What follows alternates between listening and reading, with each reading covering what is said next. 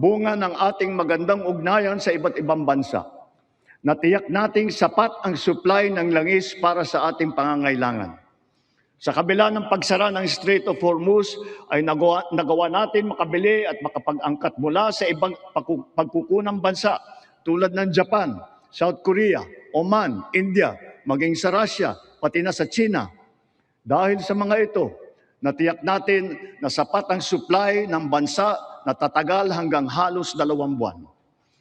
Nakipag-usap din tayo sa Iran para sa kaligtasan ng ating libo-libong mga kababayang tripulante na nasa Strait of Hormuz.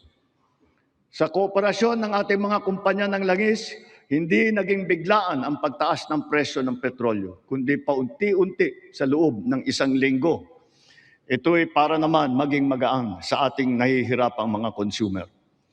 Nagtakda rin tayo ng sunod-sunod at malalaking mga price rollback na kailangan tuparin ng mga kumpanya ng langis.